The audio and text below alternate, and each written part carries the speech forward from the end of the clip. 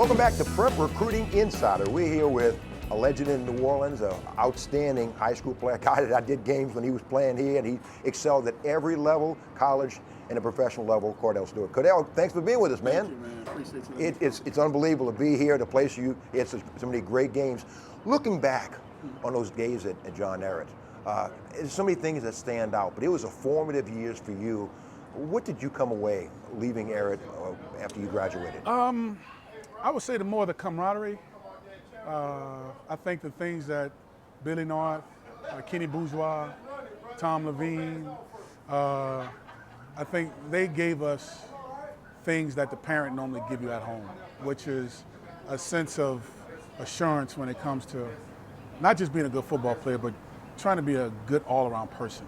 And to be able to take that and inject that into your life as you grow older, for me personally, I see dividends in it. Something you touched on, Kordell, giving back to your hometown. I know you don't live here anymore, but New Orleans and the metro area is important to you. Every summer, camp for the kids. Why is that important? When you do these camps, it's because those memorable moments, you know, you try to instill, how can I say this, a level of stability mentally for these kids, to where if there's a guy who's lived here before, but yet he's gone abroad and got it done, he's coming back again. I don't want the kids to feel stagnant psychologically, feeling as if they need to, you know, be something other than themselves, and know that if you just put forth the work and put it in, it can work. You know, like on my t-shirt right here, I have, "Are you next?" You know, I think that's important to ask those kids and try to encourage them the best I can, because as you come into the camp, you see my banner of me playing with the Pittsburgh Steelers. You know me from John Ehret. A lot of people here, more than sure the kids who never saw me play, they understand I was from John Ehret, but they had a chance to see me play on the biggest stage that you could possibly play on. Recruiting process. A lot of kids watching this show are going through it, are going to go through it, men and women. What message do you have for men, young girls and young guys who are being recruited? What's important? What do you look for? You have to take care of your business first. Whether it's making sure your GPA is good, doing the testing well, to getting the ACT, SAT score squared away, but that take the body of work of all the other stuff to be taken care of, to allow yourself early to get the 22s that I hear kids are getting nowadays, to the 25s, and bona fide athletes, but these kids are really getting the work done. But it's like everything else in life, it's about progressing. You know, the car industry has evolved, the school districts has evolved, the game of football in the sense of how plays are ran and from the sideline or on the field with players having a chance to make the calls, it's evolved. And so I think when you think of the educational side, along with the style in itself of how kids are living and how they think about sports, I think it's evolved. So all I can say is just take care of your business. And then when that opportunity comes, everybody's gonna want you if you're good. You know, but what about that kids that's not wanted? You know, I think that's the one that needs to be targeted most. The ones that's wanted, it's the obvious. Does the uniforms look good? Did the team where I'm thinking about going, did they win? How much have they won? Who's the coaches? You know, am I going to be on television? That's the cliche stuff. It's that kid that doesn't get the opportunity to be seen on a level like the blue chippers are. I think those are the ones that need to do the best they can to keep their focus and their mind on what it is they're really looking for. Because a lot of people say, don't forget where you come from. It's not where you're from, it's where you're going. Because you can always come back home. Look at me, I'm here. So, you know, I hear all this, man, keep it real, keep it 100, you know, keep it true to the game, whatever we say, right? It's not about where you're from. It's more about where are you going.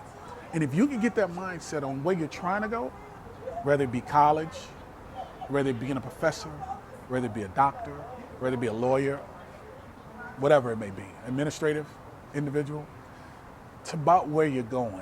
So if you can get yourself, if you can allow yourself to somewhat have that out-of-body experience of saying, okay, I just want to see myself being a Troy Aikmans at UCLA to the Dallas Cowboys. You know, I want to see myself be the Joe Montanas who's gone from Notre Dame to San Francisco and been the greatest, or Randall Cunningham to Warren Moon through his struggles of being in Washington, having to prove himself in Canada, and then taking to the National Football League and become the first African-American quarterback to ever make it to the Hall of Fame. You know, that's historic type stuff. And the road can be traveled different ways, but it's just all about, your mental and emotional resolve. You picked Colorado when you were coming out of John Ehret. Why were the Buffaloes a good fit for you and Bill McCartney?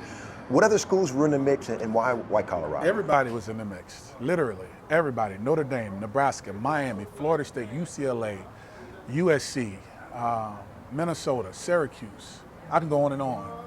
UCF, Texas Longhorns, Texas A&M, LSU last minute. And I don't say that in a bad way, but, you know, it was a time in which if you're not the guy that they want, you know, they may come on at different times. Arkansas was there from, Syracuse and Arkansas literally was there from day one, from my sophomore year all the way through. Not here, but sending letters. 1992, you get your first start against Colorado State. 400 yards, 4 touchdown passes. A couple of years later, almost to the day, Kordell, you launched that 64-yard prayer to Michael Westbrook. You against Michigan. You had some great years at Colorado, man. Yeah. What jumps out when I mention those times? 2 times. That CSU game, first half, I think I may have thrown for 75 yards in the first half. Lamont Warren comes in at halftime. Coach Mack comes in at halftime. And the conversation is just like, what is it going to be? We were down. What are we going to do? You know, we the state team. Everybody knows it. But playing CSU is always a battle. Always, regardless. And so the second half, myself, Charles Johnson, Christian Fauria, and Michael Westbrook, that's when the 400 yards came into play. Actually broke the school record for the most yards passing in a game. And it all really was in the second half. So that game within itself was an experience because Les Steckel, who also was recruiting me at the time, we changed the offense from the option pass, which is how they won the national championship against Notre Dame in 1990, to pass option. Because I was bigger, taller, and faster, my arm was stronger, we start throwing the ball all over the place, but yet we still implemented the option because of my speed. So that's what I remember. And then the Hail Mary pass. I think probably if you turn the volume down and watch all the Hail Mary passes that was thrown, when you draw it up on paper, you probably have to say, outside of ESPN in Bristol and obviously Doug Flutie going to Boston College, and there's some bias there, of course. They always say that's the best one. I would like to say that my Hail Mary pass against Michigan probably would be one, I know in this community, probably one of the biggest football plays I think they may have ever seen, just period, whether it's high school, college, of their own person, their hometown player. And when it comes to that one play, it was actually thrown from the minus 26-yard line, so it was actually 74 yards. I like to throw all the extra because that's where officially 64, but 74 in the air. But honestly, that play in itself, man, that's what made my visit back to Colorado so fun. You go to the Pittsburgh Steelers, second round, 1995, Super Bowl. You also, in 2001, you make the Pro Bowl, and you're the team MVP. A lot of things went on in between there, Kordell, but, you know, was that 2001 season the high point, or there's something in between? I would say the in-between, the struggles were the high point for me because it let me know more about myself. I knew I could do that, what I did in 2001. I knew I could go out and play slash in 1995 when we went to the Super Bowl. That's what I do. That's what we did here. Even you, when you were growing up, you played defensive line, quarterback, running back, wide receiver. We did it all, right? Coach sometimes, whatever. Making it to the Super Bowl was great.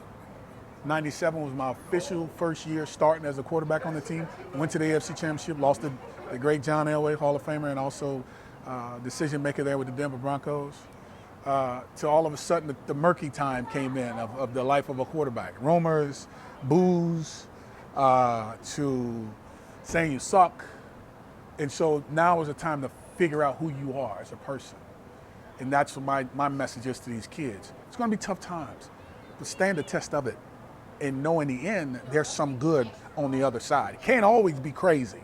There has to be some good. It's like the heart monitor, you know, when you're in the hospital, it's ups and ebbs and flows, right? And that 2001 year, as you mentioned, after being a wide receiver my first year, one of the best on the team, one of the best in the league, to being a quarterback in 97, going to the AFC Championship, going through the tough times, and also going back to having greatness in 2001, then going to the Pro Bowl as a quarterback, not as a receiver, but as a quarterback. And so when I look at that entire run in Pittsburgh, I don't think that'll ever be done again in the game. Hard work and perseverance pay off, Kordell. 100%. Congratulations on all the success on and off the field, buddy. You haven't changed at all. I'm so happy for you. It's always good to see you. Thank you. We'll be back with more Prep Recruiting Insider. Don't go away.